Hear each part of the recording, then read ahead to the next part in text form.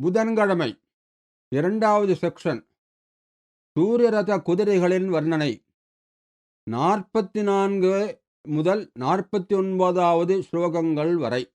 44 சூரிய ரதத்தின் குதிரைகளின் லாகவம். ரக்ஷந்தக்ஷுண்ணகேமோபல பட்டலமலம் லாகபாதுத்பதந்தः பாதங்கா பங்வவஜ்ஞாயுத பவனஜவா வாஜனஸ்தே ஜகந்தி ஏஷாம் மேதன்னஜின்ஹுன்னஜமபி தருத பஹதாம் மார்கமக்ஷாதிமேரோ உஜ்ஜன்னுத்தாமதீப்திः ஜுமணிமணிஷிலா வேதிகா ஜாதவேதாः. இதுவரையிலான ஸ்லோகங்களில் முதல் 43 வரை சூரிய தேவனின் கிரணங்களை பற்றிய வர்ணனைகளை பார்த்தோம். இனி இந்த ஸ்லோகம் தொடங்கி 49 வரை சூரிய ரதத்தை இழுத்துச் செல்லும் குதிரைகளின் வர்ணனைகள் தொடக்கமாகிறது. குதிரைகள் மேரு பர்வதத்தில் ஓடும்போது அந்த மலையில் இருக்கும் தங்கப் பாறைகள் நொறுங்கிவிடக்கூடாது என்று எண்ணி அவைகள் வெகு லாகவமாக, அதாவது ஜாக்கிரதையாக மேலே எழும்பி தாவிச் செல்கின்றன.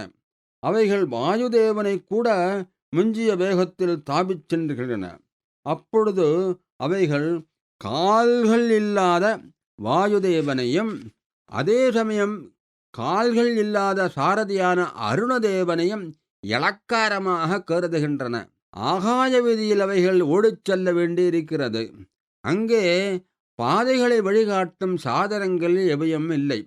ஆனால் சூரியகாந்த கற்கள் சுடர்விட்டு அவைகளின் மீது ஜொலிக்கும் அக்னி ஜுவாலைகள் தீப்பந்தங்களைப் போன்று அந்த குதிரைகளுக்கு வழிகாட்டிகளாக இருக்கின்றன. அப்படிப்பட்ட குதிரைகள் உலகங்களை ரட்சிக்கட்டும். 45 சப்தசப்தி என்ற சூரியனின் சப்தி என்ற குதிரைகள்.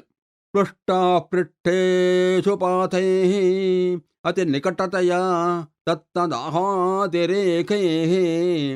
ஏகாஹ க்ராந்த கிருஷ்ண திரிதிவபதபிருதः ஸ்வாசசேஷாஸ்ரமேண தீவ்ரோதன்யாஸ்வரந்தாம் அஹித விகதயே சப்தயः சப்தசப்தேः அபியாசாகாசகங்கா ஜலசரல கலாபாங்னதாக்ரானனாவஹ.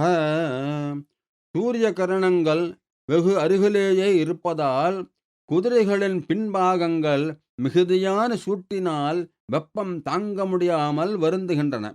மேலும் ஒரே பகலில் வெகு தூரம் ஆகாயத்திலேயே பிரயாணம் செய்ய வேண்டி இருப்பதால் அந்த களைப்பு மேலிட்டு அவைகள் பெருமூச்சுகள் விட்டு வாடி வதங்குகின்றன.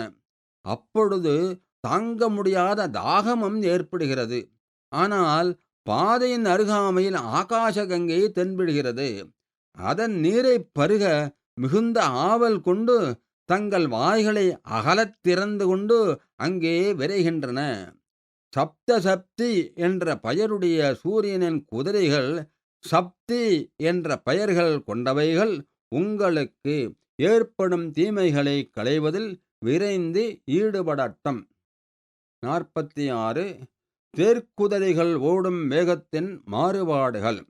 மத்வான்யான் பார்ஸ்வதோஸ்வானே ஸ்பட்டிக தடதிருஷ்டே ஏகாத்ரவந்தி வியஸ்தேஹன் யஸ்த சஞ்சேயமதி மிருதுபதாः பத்மராகோபலேஷு சாதிருஷ்யாதிருஷ்யமூர்த்தின் மரகத கட்டகே கிருஷ்டமூலாசு மேரோः மூர்தன்யா விருத்திலப்த த்ருவகதிரபதோ பிரத்னவாஹாபலிர்வஹ.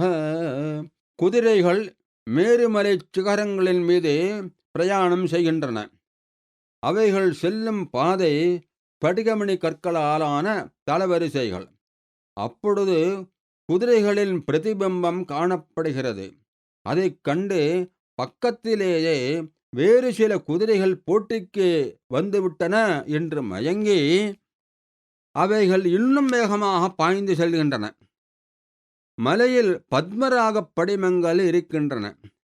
அவற்றின் செந்நிறப் படலத்தைக் கண்டு சாயங்காலம் வந்துவிட்டது என்று எண்ணி இனி மெதுவாகச் செல்லலாம் என்று எண்ணுகின்றன. அதனால் அவைகளின் வேகம் சற்று தளர்ந்து நிதானமாக ஆகிவிடுகிறது. மரகதப் பச்சை வர்ணத்தில் இருக்கும் காடுகளின் ஊடே சஞ்சாரம் செய்யும்போது பச்சை வர்ணத்தில் இருக்கும் இந்த குதிரைகள் அந்த வண்ணத்தில் மறைந்து புலப்படுவதில்லை. இதனிடையில் சாரதி அருணனும் களைத்துப் போகிறான். மலையின் சிகரங்களை தாண்டும் போது அவைகள் வெகு வேகமாக பாய்ந்து செல்கின்றன.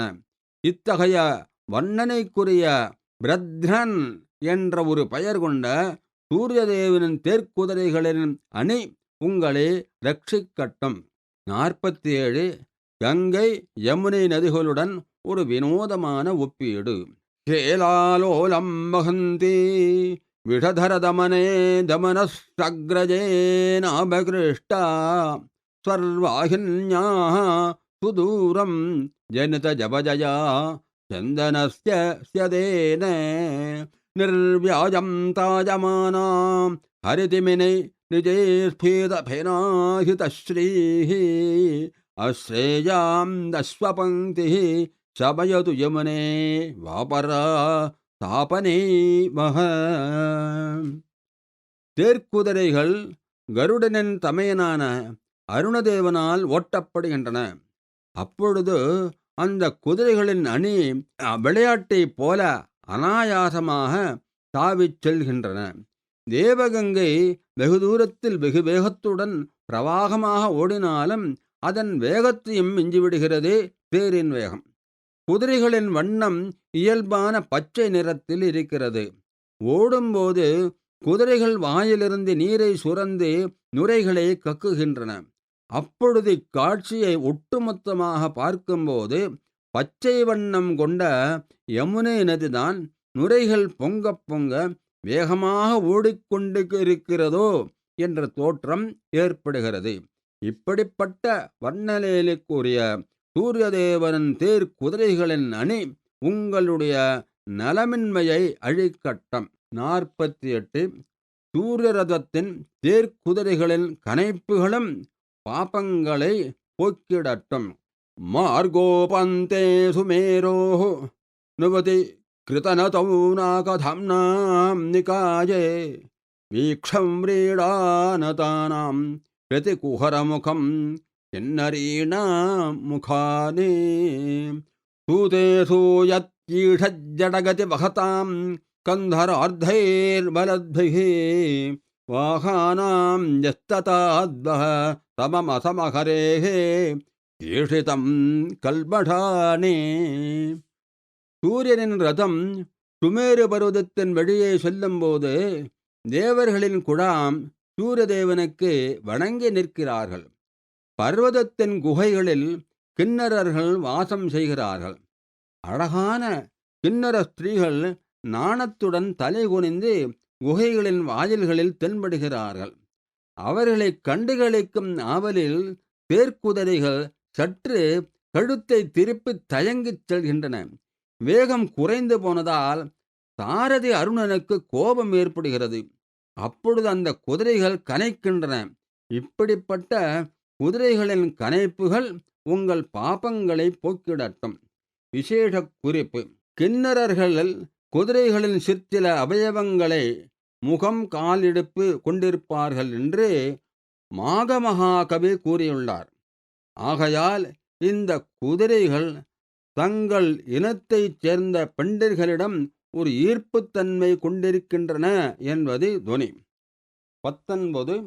பச்சை குதிரைகளோ பச்சை கிளிகளோ துன்வந்தோ நிரதாலி நிஜ ருச்சி விஹரிதாः பார்ஸ்வயோः பக்ஷதுல்யாः தாலோத்தானே खलेने खचितमुखरुचश्चोतता लोहितेन उड्डीयेव व्रजन्तो वियति गतिवशादर्कवाहक्रियाधुः क्षेमं हेमाद्रिहृद्यद्रुमशिखरशिरः श्रेणिशाखाशुकावः.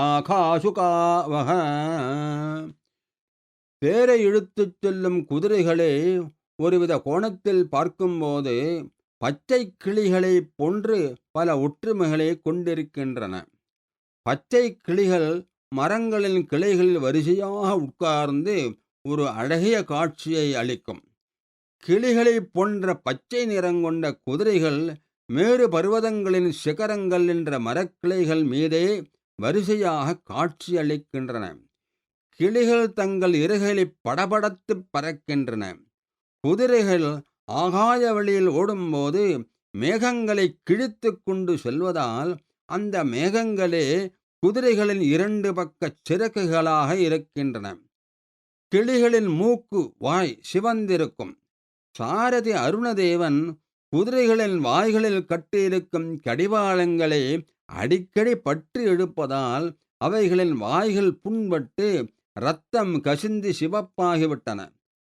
கிளிகள் ஆகாயத்தில் பறக்கின்றன. இந்த குதிரைகளும் ஆகாய வழியில் பறக்கின்றன. பறக்கும் தேகத்தில் ஓடுகின்றன. இத்தகைய வர்ணனைக்குரிய ஏற்குதிரைகள் உங்களுக்கு பிரேமத்தை அளிக்கட்டும். 3வது செக்ஷன் அருணதேவனின் வர்ணனை. ஸ்லோகங்கள் 50 முதல் 61 வரை. 50. ஒரு நாடகத்தின் சூத்திரதாரியாக அருணதேவன். பிராதசைலக்ரரங்கே ரஜனி ஜவனிகாபாய சம்லக்ஷ்ய லக்ஷ்மே விக்ஷேப்யா பூர்வபுஷ்பாஞ்சலிமுடுனிகரம் சூத்திரதாராயமானः யாமேஷ்வங்கேஷு வன்னः கிருத ரிதுஷு சதுர்ஷ்வேவ ஜாத பிரதிஷ்டாம் அவ்யாத் பிரஸ்தாவயன்வோ ஜகதட்டநமः நாட்டிகாம் சூரியசூதः. இந்த ஸ்லோகம் முதல் 61வது ஸ்லோகம் வரை அருணதேவனின் வர்ணனை. வானவழியில் ஒரு நாடகம் அரங்கேறுகிறது. அகிலங்களை சுற்றி வருதல் என்பது அந்த நாடகத்தின் கருப்பொருள். அந்த நாடகத்தை ஆரம்பித்து வைக்கும் சூத்திரதாரி அருணதேவன். உதயகிரியின் சிகர பாகங்கள் தான் நாடகத்தின் அரங்கம். இரவு என்ற திரைச்சீலை விலகுகிறது. அரங்கம் லக்ஷ்மீகரமாக காட்சி அளிக்கிறது. அருணன் என்ற சூத்திரதாரி நட்சத்திர கூட்டங்களே ஒரு வித்தியாசமான புஷ்பாஞ்சலியாக ஆக்கி அவைகளை அரங்கம் முழுவதும் தூவுகிறான். பகலின் 4 யாமங்களே அந்த நாடகத்தின் 4 அங்கங்கள். இப்படிப்பட்ட வர்ணனைக்குரிய சூரியதேவனின் சாரதியான அருணதேவன் உங்களை காப்பாற்றட்டும். 51. கருடனையம் மிஞ்சியவன் அருணன். ஆக்ராந்தியா வாஹ்யமானம் பசுமிவ ஹரிணா வாஹகோக்ரியோ ஹரிணாம் भ्राम्यन्तं पक्षपातात् जगति समरुचिः सर्वकर्मैकसाक्षी शत्रुं नेत्रश्रुतेनाम् अवजयति वयोज्येष्ठभावे समेऽपि धाम्नां धाम्नां निधर्यः स भवदघनुदे नूतनस्तादनूरुः. கருடனும் அருணனும் கூட பிறந்த சகோதரர்கள். பறவை இனத்தைச் சேர்ந்தவர்கள்.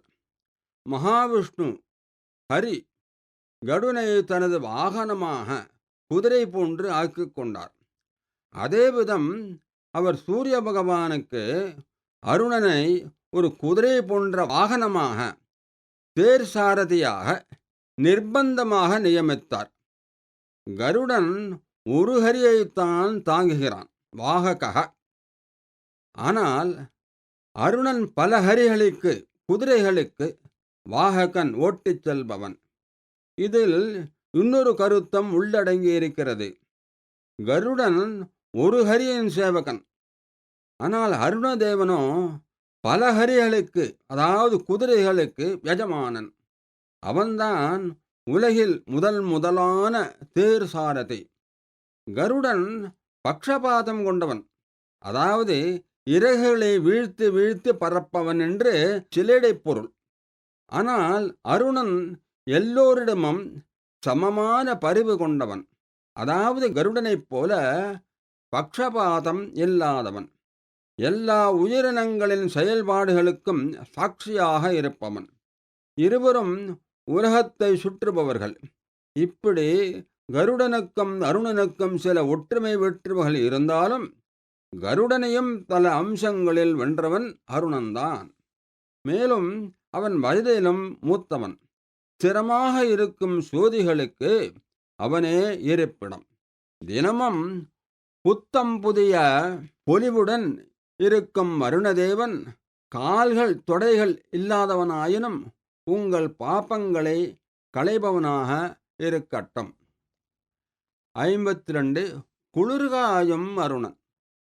தத்தார்கே தூரநம்ரிர் விஜத வினயதோ வீக்ஷத சித்ததார்த்தயே தானாச்சம் ராரதர்வஹ ததசசதருச்சேஹே தாதிரேகம் கரோது ஆபீய பிராதரேவ பிரதத ஹிமபயஸ்யந்தினே ரிந்துபாசஹ யः காஷ்டா தீபனோக்ரே ஜடிதைவ பிருதம் சேவதே பிருஷ்டதோர்க்கம். விண்ணில் இருக்கும் சித்த புருஷர்கள் வெகு தூரத்தில் இருக்கும் சூரிய பகவானை வணங்கி அர்க்கியம் அளிக்கிறார்கள். அதே சமயம் அருணதேவனையும் வினயபூர்வமாக தரிசித்துக் கொள்கிறார்கள். இரவில் சந்திரன் தனது சீத கிரணங்களால் பனித்துளிகளின் பொழிவை ஏற்படுத்துகிறான். விடுவதற்கு முன் அருணதேவன் அந்த பனிப்பொழிவை முழுமையாக அருந்த வேண்டியிருக்கிறது. அதனால் அவனுக்கு சீதளம் ஏற்பட்டு குளிரினால் உடம்பு வெடவெடத்தப் போகிறது. அதை போக்கிக் கொள்ள நெருப்பு மூட்டி குளிர்காய வேண்டியிருக்கிறது. அதற்கு பின்புறம் இருக்கும் சூரியதேவனின் வெப்ப கதிர்கள் ஒரு பக்கம் உதவுகின்றன. அவன் முன்புறத்தை சூடுபடுத்திக் கொள்ள துள்ளிக்கட்டைகள் அதாவது காஷ்டா தேவைப்படுகிறது. அவன் திக்குகளை அதாவது காஷ்டா ஜலிக்கச் செய்யும் தொழிலில் ஈடுபட்டிருப்பதால் அதற்கு காஷ்டா துள்ளிக்கட்டைகள் சிறிதும் பஞ்சமில்லை. இத்தகைய வர்ணனைக்குரிய அருணதேவன் ஆயிரக்கணக்கான கரணங்களை கொண்ட சூரியதேவனின் சாரதி உங்களுடைய காப்பாளனாக நாதன் இருக்கட்டும். குறிப்பு: காஷ்டா என்ற பதத்தில் கவியின் சிலேடை விளையாட்டை கவனிக்க. 33. சூரியதேவன் அருணதேவனை தனக்கு சமமாக பாவிக்கிறார். முஞ்சந்தஸ்மிந்தநாதௌ ஜனகம சமயே சம்ஹரஸ்ச ஸ்வதந்திரஹ ஸ்தோத்ர பிரக்ஷாத வீர்யோ விரத ஹரிபதாக்ராந்திபத்தாபியோகः காலோத்கர்ஷம் லகுத்வம் பிரசபமதிபதௌ யோஜயன்யோ த்விஜானாம் சேவா பிரீதேன புஷ்ணாத் சமயவ கிருதஸ்த்ராயதாம் சோருணோபக. சூரியதேவன் அருணதேவனின் தொண்டில் சந்தோஷமடைந்து அவனை தனக்கு சரிநிகராக நடத்துகிறார். இந்த கருத்தை மயூரகவி சிலேடை அலங்காரம் கொண்ட வார்த்தைகளால், அதாவது வார்த்தைகள் ஒன்றுதான் பொருள்தான் மாறுபடுகிறது, அதனால் இருவருக்கும் அதே சொல் பிரயோகம் சமமாக பொருந்துகிறது நிரூபணம் செய்கிறார். அருணதேவனின் பட்சமாக அருணன் பகலில் ஆரம்பத்தில் குதிரைகளின் கடிவாளங்களை தளர்த்துகிறான். சாயங்காலம் வரும்போது அந்த கடிவாளங்களை இழுத்து பிடிக்கிறான். இப்படி அவன் சாரத்தியத்தில் சுதந்திரமாக செயல்படுகிறான். சாட்டைகளை கொண்டு, அதாவது தோத்திரம், தனது சாரத்திய சாமர்த்தியத்தை வெளிப்படுத்துகிறான். குதிரைகள் ஓடும்போது அவைகளின் காலடி வைப்புகளை எப்பொழுதுமே கவனித்து வருகிறான். அதாவது அவைகள் சரியான பாதையில் செல்கின்றனவா என்று கவனிப்பதற்காக. பறவைகளுக்கு அரசனான கருடனை ஜனன காலத்தின் முன்னீட்டினால் நிர்பந்தமாக அவனை சிறுவனாக செய்தான். அதாவது அவனுக்கு தம்பியின் ஸ்தானத்தை அளித்தான் என்பது கருத்து. சூரியதேவன் பட்சமாக பகலின் ஆரம்பத்தில் கிரணங்களை வெளிவிடுகிறார். பகலின் முடிவில் சாயங்காலத்தில் அந்த கிரணங்களை சுருக்கிக் கொள்கிறார். இப்படி அவர் சுதந்திரமாக பகலின் பொழுதை நிர்ணயிப்பதில் செயல்படுகிறார். வேதோக்த ஸ்தோத்திர மந்திரங்களினால் அவருடைய பெருமை கியாதி பெற்றுள்ளது. ஹரிபதம் என்று கூறப்பட்ட ஆகாய வெளியை ஆக்கிரமித்திருப்பதில் எப்பொழுதும் ஈடுபாடு கொண்டவர். சந்திரனை காலபலத்தின் நிமித்தமாக அவனை சிறுமை ஸ்தானத்தில் இருக்கும்படி செய்கிறார். அதாவது பகலில் சந்திரனின் ஒளி பிரகாசிக்காமல் இருக்கும்படி செய்துவிடுகிறார். அல்லது சந்திரனுக்கு தேய்பிறைகளை ஏற்படுத்துகிறார். அதனால் தன்னை போல் முழு உருவம் சந்திரனுக்கு இல்லாதபடி செய்துவிடுகிறார். இவ்வாறு சூரிய தேவனுடன் சமமான ஸ்தானம் கொண்ட அருணதேவன் உங்களை ரட்சிக்கட்டும். 54. அருணதேவன் ஆபத்து என்ற பேச்சுக்கே இடமளிக்காது அருள் புரியட்டும். ஷாதஸ்யாமாலதாயாக பரசிர்வதமோரண்ணவன்னேரிவார்ச்சிः प्राच्येवाग्रे गृहीतं ग्रहकुमुदवनं प्रागुदस्थग्रहस्थः ऐक्यं भिन्दञ्जुभौम्योः अवधिर्बविधादेव विश्वप्रबोधं वाहानां वो विनेता व्यपनयत विपन् நாமதாபாதிபஸ்ய. அருணதேவனின் பெருமைகள் தொடர்கின்றன. இரவு என்பது ஒரு கருமையான காட்டுக்கொடியானால் அதனை கூறிய கோடரி போன்று வெட்டி களைபவன் அருணன். இருட்டு என்பது ஒரு காட்டு தீயானால் கொழுந்துவிட்டு எரியும் அதன் தீ நாக்குகள் ஜாலை அவனேதான். கிரகங்கள், நட்சத்திரங்கள் என்ற குமுத மலர்கள், ஆம்பல் பூக்கள் இரவில் மலர்ந்து ஒரே காடாகிவிட்டபடியால் கீழ் திசையில் சூரியனுக்கு முன்பாகவே உதயமாகும் அருணன் அவற்றை பிடுங்கிக் களைவதற்கு தன் கைகளை நீட்டுகிறான். அருணோதயத்தின் போதே பல கிரகங்களும் நட்சத்திரங்களும் மறைந்து போய்விடுகின்றன என்பது திரண்ட கருத்து. இரவில் ஆகாயமும் பூமண்டல பரப்பும் ஒன்றாக ஆகிவிடுவதால், வித்தியாசம் தெரியாமல் போவதால் அவ்விரண்டிற்கும் எல்லையே வகுப்பவன் அருணன் இருக்கிறான். அதாவது அந்த இரண்டையும் தனித்தனியாகித் தெரியும்படி செய்கிறான். கல்பத்தின் ஆரம்பத்தில் பிரம்மதேவன் சிருஷ்டியை தொடங்கி ஜீவராசிகளை உயிர்ப்பித்து எழச் செய்கிறார். அதே போன்று அருணதேவன் உலகம் அனைத்தையும் துயிலிலிருந்து எழச் செய்கிறான். ஜோதிர் மண்டலத்தின் அதிபதியான சூரிய பகவானின் தேர்க்குதிரைகளின் சாரதி அவன். அப்படிப்பட்ட அருணதேவன் உங்களுக்கு ஆபத்து என்ற பேச்சுக்கே இடமளிக்காத நிலையை அருளட்டும். விசேஷமான பலஸ்ருதி. ஆபத்துகள் என்ற பேச்சுக்கே இடமில்லாத சுகமோக வாழ்க்கை அமையும். 55. சூரியோதயத்திற்கு முன்னறிவிப்பாளன் அருணன்.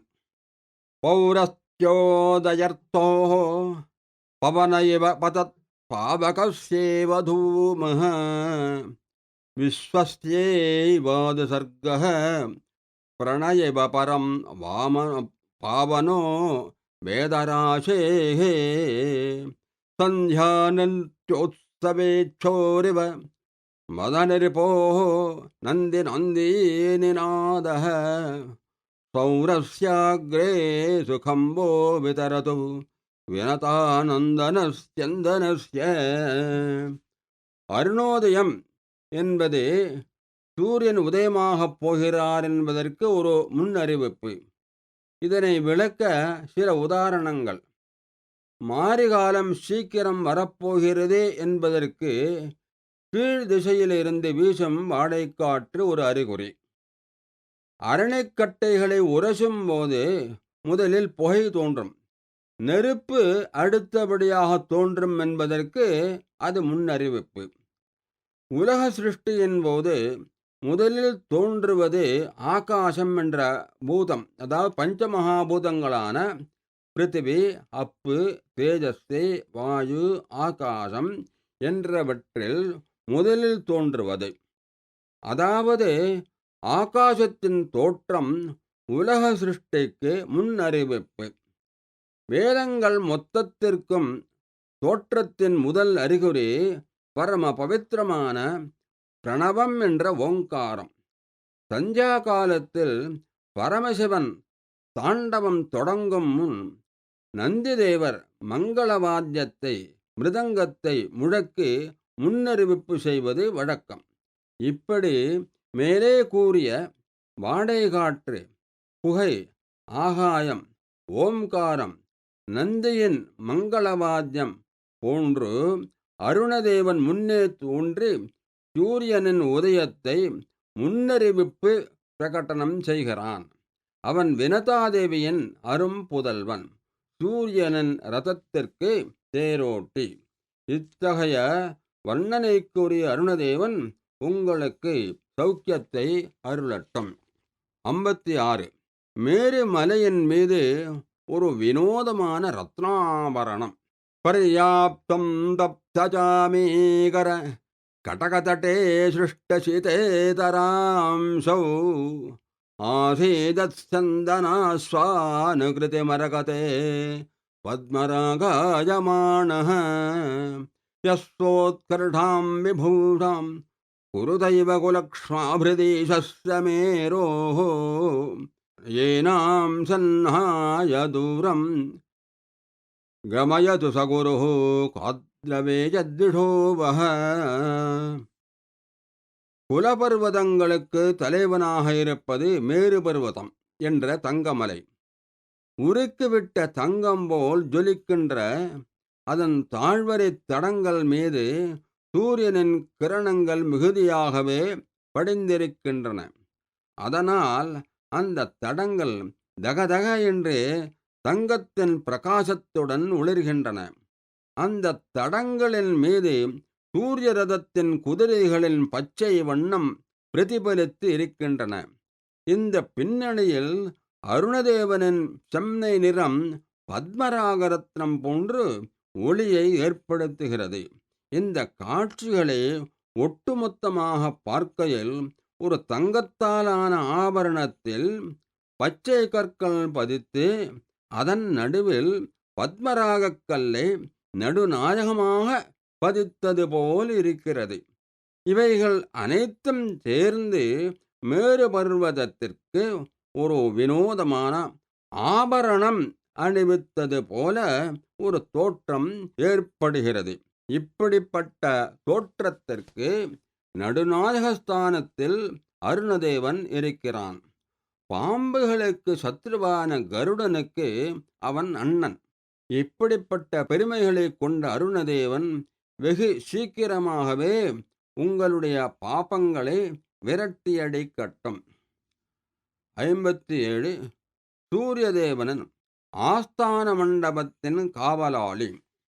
நீத்வாஸ்வான் சப்தகக்ஷாயவ நிஜமவசம் யத்ர கல்பப்ரதோதஹ தூர்ணம் தாந்தஸ்ஸ ராசாவிதரஜனயிவோத்சாரிதே தூரபாஜி பூர்வம் ரஷ்டோரதஸ்ய ஸ்ருதிபிருதி அதிபதேனே தரிசயம் ஸ்ராயதாம்பஹ த்ரைலோக்யாஸ்தான தானோத்யத திவசபதேஹ பிராக்பிரதி ஹோரபாலஹ.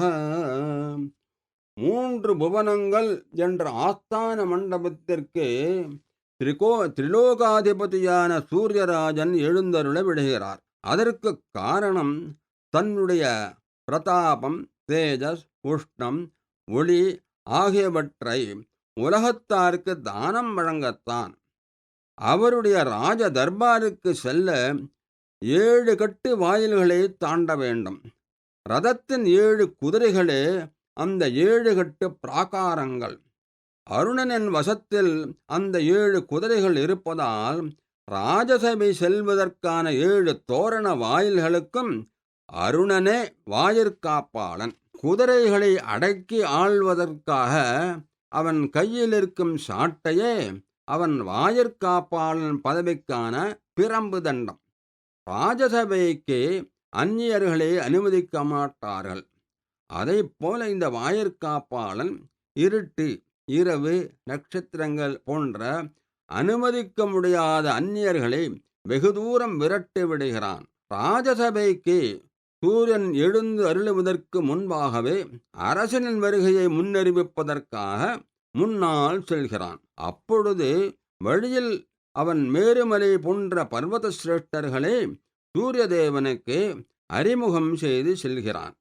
சூரியராஜன் ராஜசபைக்கு புறப்படுவதற்கு ஆயத்தமாக அவன் ரதத்தின் முன்பாகவே சாரதி ஸ்தானத்தில் அமர்கிறான். இவ்விதம் பல விஷயத்திலும் சூரிய தேவனுக்கு பணிவிடைகள் புரிந்து உலகில் முதலான அரண்மனை பாதுகாவலனாக திகழ்கிறான். இத்துணை சிறப்புகளை கொண்ட அருணதேவன் உங்களை ரட்சிக்கட்டும். 58. அருணதேவன் அஷ்டதிக்பாலகர்களிடம் குசல பிரஸ்னம் விசாரிக்கிறான். வஜ்ரஞ்சாதம் விகாசிக்ஷண கமலவனம் பாசனாபாரிவன்ஹே தாதம் நத்வா ஸ்வபார்ஸ்வான் நஜமமகிஷம் ரக்ஷசா வீக்ஷிதாஸ்த சப்தேன் சிஞ்ச பிரச்சேதः பவன பஜஜவம் வித்தபா வேதிதஸ்த்வம் வந்தே சர்வேத ஜல்பன்னே பிரதிதிசமதிபான் பாதபுஷ்ணோக்ரணீர்வஹ. சூரிய ரதம் ஆகாயத்தில் சஞ்சாரம் செல்கையில் அஷ்டதிக்பாலகர்களையும் அருணன் வரிசை கிரமமாக சந்திக்க நேர்கிறது. அப்பொழுது அவன் ஒவ்வொருவரிடம் தகுந்த விதத்தில் குசல பிரஸ்னம் விசாரிக்கிறான். கிழக்கு திக்கிற்கு அதிபதி தேவேந்திரன். அவனுக்கு 1000 கண்கள்.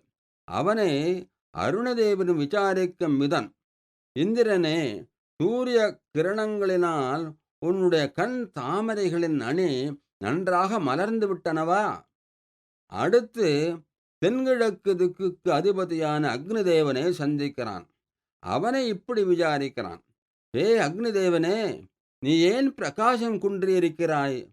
சூரிய ஒளியினால் அக்னியின் ஒளி மங்கிவிட்டது என்று ஒரு ஏளன குறிப்பு. பிறகு தெற்கு திசையின் அதிபதியான யமதேவனை சந்திக்கிறான்.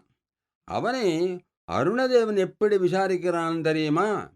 யமதேவா, உன் தந்தை ஸ்ரீ சூரிய பகவான் வருகிறார். அவருக்கு வணக்கம் செலுத்து. நிற்க உன் வாகனம் எருமைக்கடாவை என் குதிரைகள் அருகில் வராமல் எட்ட இருக்கச் செய். குதிரைகள் எருமைக்கடாவின் நிறத்தைக் கண்டு நிழல்களோ என்று பயந்து விடுகின்றன என்பது துணி. பிறகு தென்மேற்கு திசை, அதன் அதிபதி நிருதி. அவன் ராட்சசர்களுக்கு கடவுள். அவர்கள் சூரிய தேவனை காண ஆவல் கொண்டிருக்கிறார்கள். ஆகையால் அருணன் அவர்களிடம் கூறுகிறான்: ராட்சசர்களே, கவலை கொள்ளாதீர்கள். உங்களை ஸ்ரீ சூரிய பகவான் கட்டாட்சித்து விட்டார். அடுத்தபடியாக மேற்கு திசையின் அதிபதி வருணதேவனை சந்திக்கிறான். அவனிடம் அருணதேவன் கூறுகிறான்: வருணதேவனே, குதிரைகள் வெப்பம் தாங்க முடியாமல் களைத்திருக்கின்றன. அவைகளின் மேல் களைப்பு நீங்க நீரை தெளி. பிறகு வடமேற்கு திசை காவலன் வாயுதேவனை சந்திக்கிறான். அவனை பார்த்து அருணன் கூறுகிறான்: வாயுதேவனே, கொஞ்சம் வேகமாக குளிர்ந்த காற்றை வீசி. பிற்பாடு வடக்கு திசையின் அதிபதி குபேரனை பார்க்கிறான். அவனிடம் அருணன் சொல்வதாவது: சங்க பத்மநிதிகள் முதலான நவநிதிகளை கொண்ட குபேரா, உன் தொண்டை ஸ்ரீ சூரிய பகவான் கண்டுகொண்டார். இறுதியில் வடகிழக்கு திசையின் அதிபதியான ஈசானரை காண்கிறான். அவர் ஸ்ரீ சூரிய பகவானின் உருவே ஆனவர் ஆதலால் அவரை பணிவுடன் அருணன் வணங்குகிறான். இப்படி அஷ்டதிக்பாலகர்களுடன் சம்பாஷிக்கும் அருணதேவன் ஸ்ரீ சூரிய பகவானுக்கு முன்னே செல்லும் காவலன் உங்களை பாதுகாக்கட்டும். 59. அருணனுக்கு சூரியதேவனின் கட்டளைகள். பாசானாசாந்தபாலாதருண வருணதோ மக்ரஹி பிரக்ரஹார்த்தம் திருஷ்ணாம் கிருஷ்ணஸ்தச்சக்ரே ஜகினகிரதோ யாதி மே நைகசக்ரஹ யுக்தம் யுக்யம் கிமுச்சஸ்ரவசமபிலஷதி அஷ்டமம் நிருத்ரசத்ரோः தக்யான்யாபேக்ஷா விஸ்வோபகிருதிரிதிரவிஹி சாஸ்தியம் சோவதாத்வஹ. தேரோட்டி அருணனுக்கு சூரியதேவன் சில கட்டளைகள் இட்டார். அருணனே, எவருடைய தயவும் இல்லாமல் நான் உலகத்திற்கு நன்மைகள் செய்து வருகிறேன். அதுபோல் உன் தொழிலுக்காக நீயும் எவருடைய உதவியையும் நாடாதே. மேல் திசை பாலகனான வருணதேவனிடத்தில் பிரபலமான பாசங்கள் கயிறுகள் இருக்கும். குதிரை கடிவாளங்களுக்காக சர்ப்பங்களுக்கு பதில் நீ கயிறுகளை கேட்டு பராதே. ரதத்திற்கு ஒரு சக்கரம்தானே இருக்கிறது, இன்னொரு சக்கரம் இருந்தால் தேவலை என்று விஷ்ணுவின் சக்கரத்தின் மேல் ஆசை கொள்ளாதே. ஒரு சக்கரமே ஆனாலும் என் ரதம் நிச்சயம் ஓடும், சந்தேகம் வேண்டாம். தேவேந்திரனிடம் உச்சை ஸ்ரவஸ் என்ற சிரேஷ்டமான குதிரை இருக்கிறதே, அதை கேட்டு பெற்று ஏற்கனவே இருக்கும் 7 குதிரைகளுடன் 8வதாக சேர்த்து கொண்டால் நன்றாயிருக்கும் என்று எண்ணாதே. இப்படியெல்லாம் சூரிய தேவனால் கட்டளையிடப்பட்ட அருணதேவன் உங்களை ரட்சிக்கட்டும். 60. களைப்பு ஏதும் இல்லாமல் சுற்றித் தெரியும் பிரயாணி. நோமோச்சாச்சன்னவஞ்சः ஸ்ரம விபசவபுன் நைவன் அப்யாஸ்வசூஷி பாந்தः பத்யேதராணி கபயது பவதாம் பாத்வதோக்ரேசரஸ்ஸः யஸ்வம் ஸ்ருத்யத்ரிலோகே மயதி பட்டுதரேः தாப்யமானோ மயூகைः ஆராதாராமலேகாமிவ ஹரிதமணி சாமலாம் அஸ்வபங்கிம். அருணதேவன் தினந்தோறும் 3 லோகங்களையும் சுற்றி சுற்றி பிரயாணம் செய்து வருகிறான். இவ்வாறு செல்லும் பிரயாணமோ வெகு வெகு நீண்ட தூரம் கடக்க வேண்டியதாக இருக்கிறது. போதாததற்கு சுட்டெரிக்கும் சூரியனுக்கு முன்னால் உட்கார்ந்து அத்தனை வெப்பத்தையும் தாங்கிக் கொள்ள வேண்டி இருக்கிறது. சாமானிய வழி போக்கனாக இருந்தால் களைப்பு மேலிட்டு மூர்ச்சை போட்டு விழுந்து எதுவும் பிடிக்காத நிலையில் தள்ளப்பட்டு விடுவான். ஆனால் அருணதேவனுக்கோ இப்படிப்பட்ட ஆயாசம் எதுவும் கிடையாது. பிரயாண களைப்பினால் உடல் சோர்ந்து போகும் சிரமம் எதுவும் கிடையாது. முகம் வாடிப்போய் விடுவதும் கிடையாது. வழி நடந்து நடந்து சோர்ந்து போய் எங்கேயாவது ஒரு பச்சை பசேல் என்ற தோட்டம் நந்தவனம் காணப்படாதா, அங்கே போய் சற்று களைப்பாறலாம் என்று சாதாரண வழிப்போக்கன் நினைப்பான். ஆனால் இப்படிப்பட்ட ஏக்கம் அருணனுக்கு ஏற்படுவதில்லை. ஏனெனில் அவன் முன்னே சென்று கொண்டிருக்கும் மரகதமணி வரிசை போன்ற குதிரைகளின் வரிசையையே அவன் பச்சை பசேல் என்ற பசுஞ்சோலையாக நினைத்துக் கொள்வான். சூரியனுக்கு முன் சென்று வழிகாட்டும் ஏவலனாக இருக்கும் அருணன் உங்களுக்கு தீமைகள் எதுவும் தராமல் அவற்றை அகற்றிவிடட்டும். 61. குதிரைகளை அதட்டி ஓட்டும் சாரதி. ஸ்ரீதந்தோந்தர்நிமஜ்ஜட முசலா சைகதே நாகநத்யாः கந்தந்தः கந்தராலே கனகசிகரணே மேகலாசு ஸ்கலந்தः தூரம் தூர்வஸ்தலோல்காः மரகததிருஷதி தாஷ்ணவோஜன் நஜாதாः ஊஷ்ணோஸ்வாः பூரயம் ஸ்தைः ததவது ஜவனைः குங்கிருதே நக்ரகோவஹ. ரதம் ஆகாச வீதியில் ஓடிக்கொண்டிருக்கும் போது தேவகங்கையான மந்தாகினி நதியின் மணற்பரப்பை சில இடங்களில் கடக்க வேண்டியதாக இருக்கிறது. அதன் மீது ஓடும்போது குதிரைகளின் குழம்புகள் அழுந்த பதிவதால் அவைகளின் கால்கள் மரத்து போய் மர உலக்கைகள் போல ஜடமாகிவிடுகின்றன. பொன்மலையான மேரு பர்வதத்தின் வரிசையான குகைகளில் நுழைந்து எப்படியோ குதிரைகள் கடந்து சென்று விடுகின்றன. ஆனால் மாலையின் தாழ்வரகளை கடக்கும்போது சற்று தடுமாறுகின்றன. தூரத்தில் மரகதப் பாறைகளின் தள வரிசைகள் காணப்படும்போது அவைகள் புல்வெளிகளோ என்று நினைத்து அங்கே குதிரைகள் புல்லின் மீதான ஆசையால் ஓடாமல் நின்று விடுகின்றன. இவ்வித சமயங்களில் சாரதி அருணன் ஹும் ஹும் என்று சப்தம் எழுப்பி குதிரைகளை அதட்டி அவைகளை வேகம் குறையாமல் ஓடச் செய்கிறான். சூரியதேவனுக்கு முன்புறம் இருந்து செல்லும் அருணதேவன் உங்களை காப்பாற்றட்டும். இந்த ஸ்லோகத்துடன் அருணதேவனின் வர்ணனை முற்றுப்பெறுகிறது.